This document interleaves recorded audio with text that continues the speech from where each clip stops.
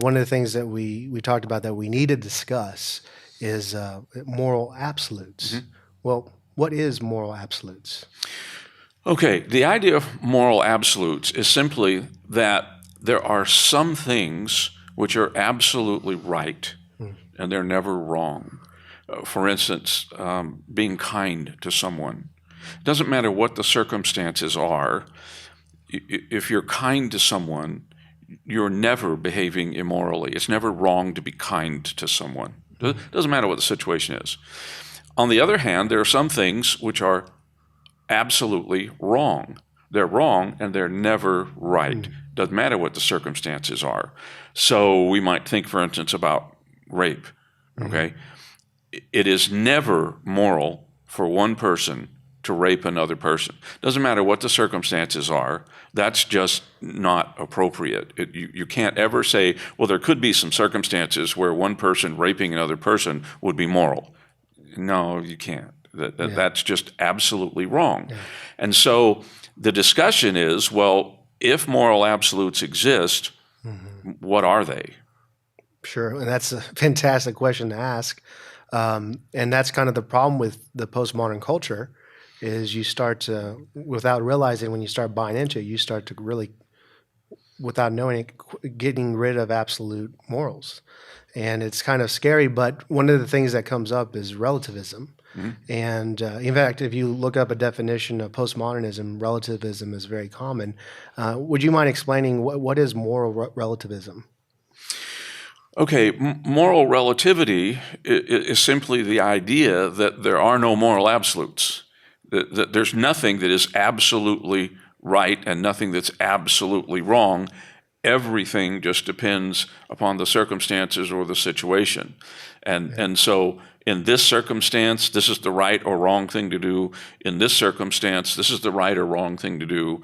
And everything is just relative. There are no absolute right or wrong behaviors. Wow. So they seem to not be able to go together very well, moral absolutes and moral relativism. Is there an exception to that?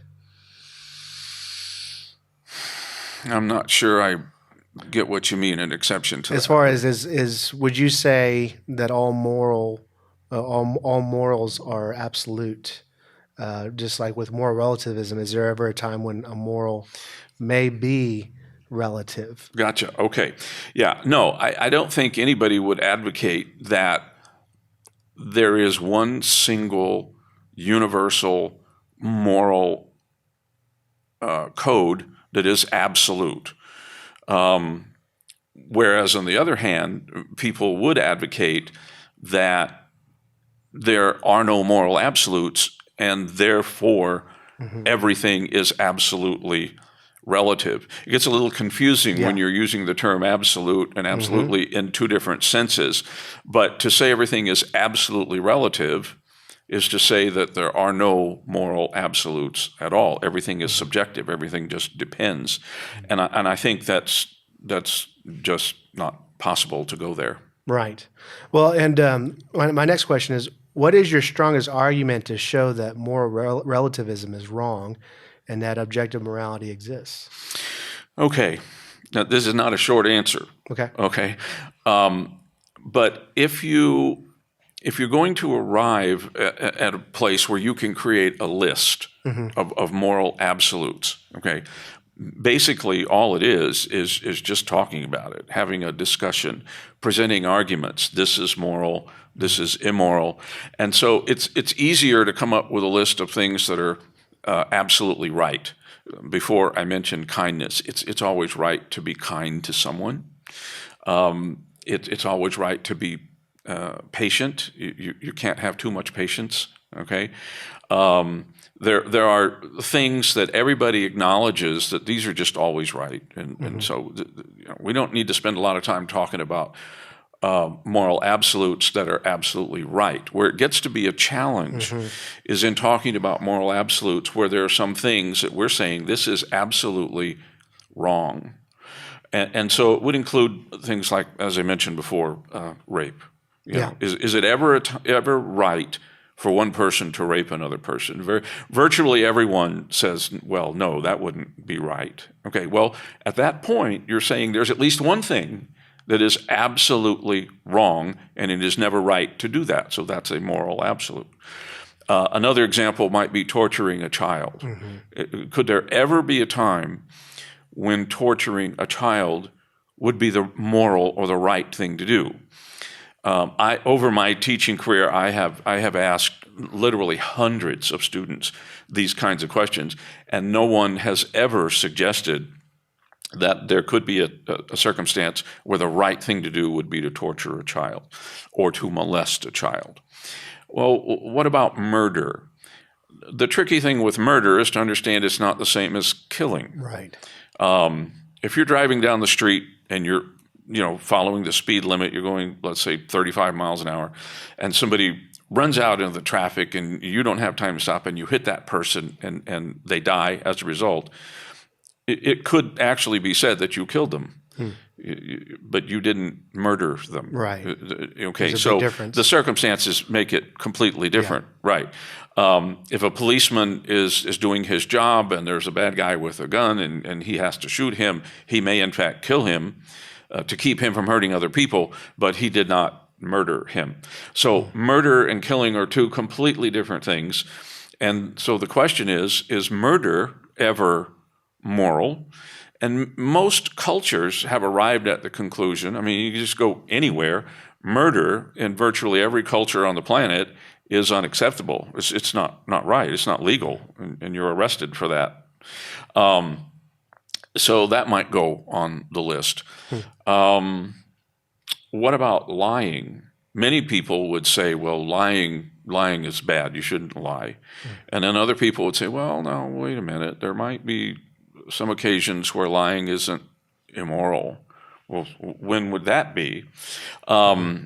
So think in terms of a young lady, we call her Mary, okay?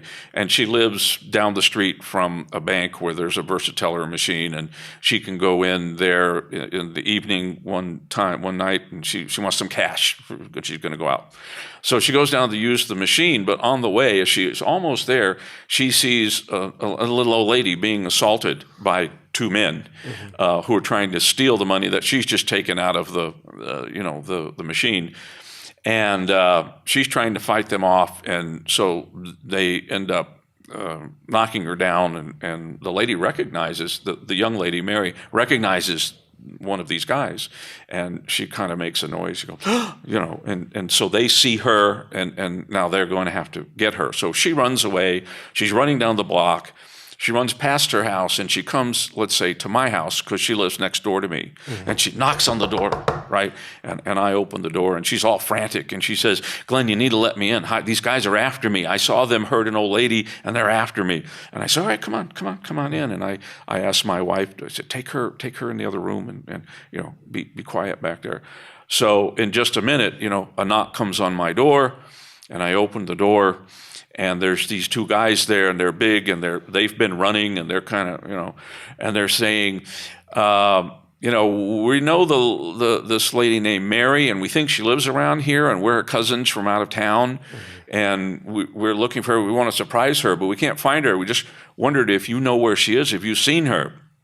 And I may look out the door and look over at Mary's house or whatever, and I say, no, I haven't seen her. I don't know where she is, but I'll be sure and let her know that you're looking for her. So I hope you find her. So thanks a lot, and I close the door. Now, I just lied to those guys. Yeah. All right. So was that immoral, or given the circumstances, was that lie justified? Most people would say that lie was justified. And what I read just recently from the book kind of states that morality is held up by valuing human life. And so you're saying that if you're lying to protect human life because you hold it in high value, that's when you say, is it always wrong to lie if it does this? And that would be an example of you valuing Mary as a human and not wanting her to get hurt. Right. Yeah. That's pretty straightforward. So what that means is some things most people are going to agree go on the list, like rape, child torture, murder, that sort of thing. Those would be on the list of moral absolutes. But when it comes to something like lying, then maybe that shouldn't go on the list. Now, that makes the difficulty of coming up with a list of moral absolutes quite challenging, but I do think it can be done. It just takes quite a bit of time and patience, people having to argue back and forth, and we try to arrive at a list that most people agree with. And that's what's involved in identifying moral absolutes. Of course, the extreme that we're concerned about is moral relativism, and where that it says that there is no absolute morality, it's just whatever. And of course, that starts going into a dangerous direction, which leads me to my next question. Yeah. If America fully embraces moral relativism, where would that take us as a society? Okay. This is going to be a two-part answer. Sure. Okay, because number one, I think there's a way to understand that America has already started down that road and is pretty far down that road.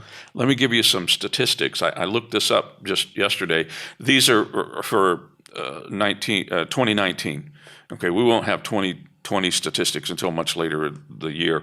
So the population of America for 2019 is roughly 330 million people. About 65% of the population identifies themselves as Christian. So that's about 214,500,000 people. And of that number, 85% identify themselves as conservatives. That would be 182,325,000 people. Well, that leaves a population that does not identify themselves as conservative Christians of about 147,675,000 people. Of that number, a good portion of those people have already embraced absolute relativity and walked away from the idea of moral absolutes. Now, we can't say exactly how many of that number, and certainly I doubt it would be all of them, because you don't have to be a Christian to agree with some aspect of moral absolutes. But most people who are not Christians have embraced some idea of moral relativity. So we're already pretty far down that road. What kinds of things can happen if we continue down that road? Well, probably the biggest example that you come up with is what happened in World War II with the ethnocide that the Nazis engaged in, killing 6 million Jews just because they were Jews.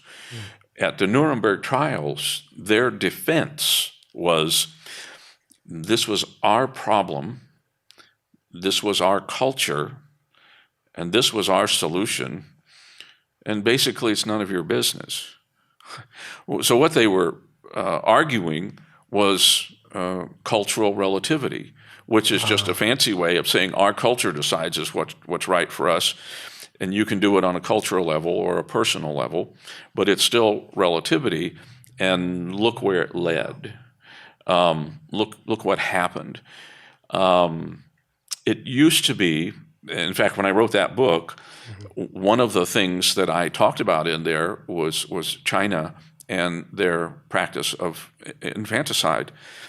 And at the time I wrote it, I thought this will be an example that will be good for a long, long time, because this will never, ever, ever, ever, ever happen in America.